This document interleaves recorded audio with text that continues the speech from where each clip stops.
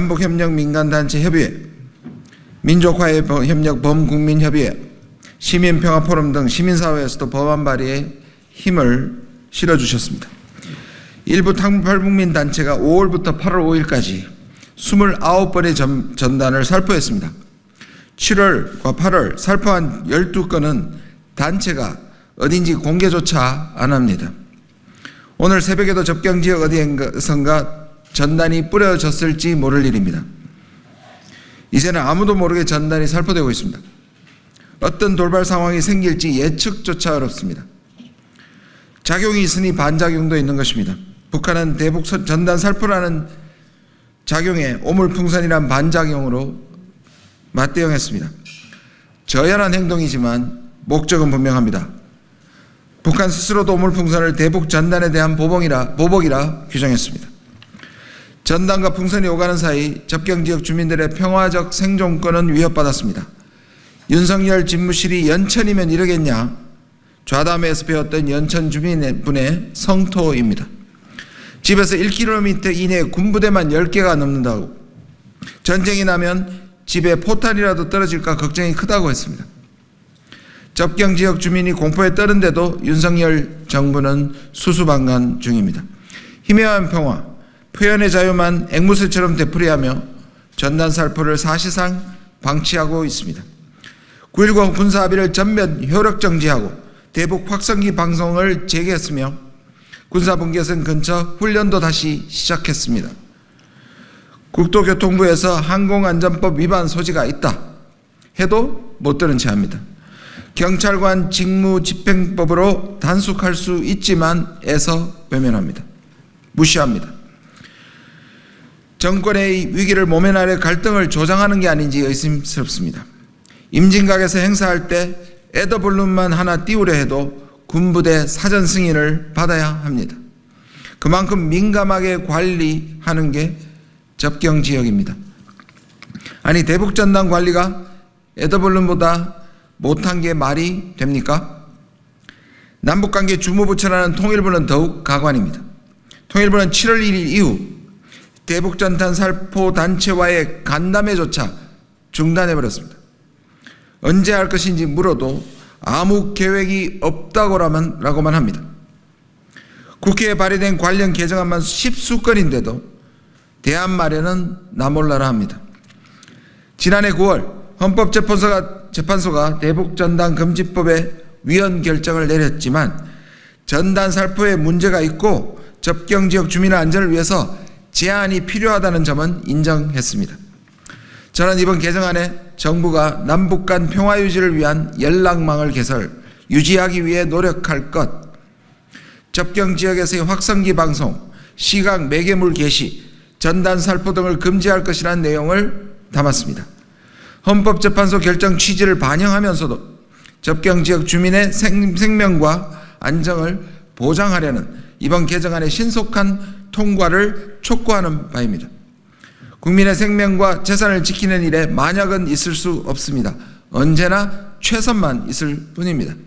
이 법안이 평화유지라는 정부의 책임을 되새기는 기회이자 접경지역 주민을 보호하는 방패가 되기를 기대합니다. 감사합니다. 사실 접경지역에서 군사적 긴장이 고조되면 북한 주민의 인권에도 악영향을 미칩니다. 윤석열 대통령이 말한 자유와 통일을 향한 북한 주민의 열망을 남북 간의 군사적 긴장이 더 가로막는 부정적인 작용을 할 것입니다. 헌법재판소가 제한의 필요성을 인정했다는 것은 앞서 김준영 의원께서도 말씀해 주셨지만 대북인권, 북한인권 전문가인 북한인권 유엔 특별보고관도 접경지역을 방문하고 접경지역에서 전단 등의 살포 행위는 주민의 생명, 안전, 권리와의 조화를 위해서 제한할 필요성이 있다. 이렇게 인정한 바가 있습니다. 전단 등 살포를 포괄적으로 금지하는 게 너무 포괄적으로 제한하는 조치다라는 헌재 판결을 존중해서 그리고 대북인권 특별보고관 등의 판단을 고려해서 저희는 법에 접경지역에서의 전단 살포를 제한할 수 있도록 그렇게 했습니다. 그리고 사실 비무장지대를 향한 또 비무장지대로부터의 그 적대 행위는 이미 정전협정상 금지되도록 1조 6항에서 제한하고 있습니다. 그래서 남북 합의서가 있건 없건 발효되건 중지되었던 간에 이 지역에서의 적대 행위는 항상 한반도의 긴장을 불러왔습니다. 그래서 저희는 법안에 남북관계 발전을 위해서는 휴전선 일대에서의 평화를 유지하는 것이 매우 중요하다는 장을 신설하고 적어도 접경지역 내에서는 대북 심리전, 확성기 방송, 그다음에 전단 등의 살포 같은 자극적인 행위를 하지 않도록 정부가 노력하는 조항을 넣고 그것이 근거 없이 이루어졌을 때는 과태료를 물리도록 하는 조항으로 개정안을 제시했습니다. 이 법안이 조속히 국회에서 처리되기를 기대합니다. 감사합니다. 네, 민화협 사무처장 이시종입니다. 저희는 벌써 이제 분단 80년을 앞두고 있습니다. 서로가 벌써 이제 민족의 원수인 양 각자 도생회를 가고 있는 것이 굉장히 안타까운 일이라고 생각을 합니다. 작년 9월 헌법재판소는 대북 전단 살포에 대한 정부 제재를 두고 전단 살포의 문제점과 제한의 당위성만큼은 인정을 했습니다. 그럼에도 여전히 접경지에서는 북한 주민들의 인권 해방이라는 명목하에 대북 전단 풍선을 날리고 있습니다. 제북 전단을 빌미로 북한의 군사적 도발과 국지전을 염려하는 접경지역 주민들의 목소리가 나날이 커져가고 있지만 우리 정부는 이를 외면하고 있습니다. 문제는 대북 전단이 접경 지역을 포함한 우리 시민들의 인권과 일상에 위험이 되고 있다는 점입니다. 지난 5월부터 8월 초까지 북한은 11차례에 걸쳐 3,800여 개의 대남 우물풍선을 보낸 것으로 추정됩니다. 북한이 보낸 우물풍선은 우리의 논과 밭, 야산뿐만 아니라 아파트 단지와 출퇴근 길목에 떨어지고 있고 그때마다 소방관과 군 당국이 출동해 조사에 나서고 있습니다. 언제까지 우리는 우물풍선의 두려움을 안고 살아야만 하는 것입니까? 언제까지 밤낮으로 재난 문자 알림을 받아야 하며 우물풍선이 우리 집안에 떨어질지 모르는 불안감을 느껴야만 하는 것입니까? 북한 주민의 인권 해방을 위해 우리 시민들은 언제 끝날지 모르는 걱정스러운 일상을 무조건 감내해야만 하는 것입니까? 전쟁 속에서도 대화는 있었습니다. 격렬한 논쟁을 하더라도 합의에 이르지 못하더라도 남과 북은 대화의 장에 나서야 합니다. 또다시 냉전 시대로 돌아가서는 안 됩니다. 이제 남과 북은 전쟁 위기를 넘어서 평화로 분단을 깨치고 통일로 나아가야 하는 길입니다.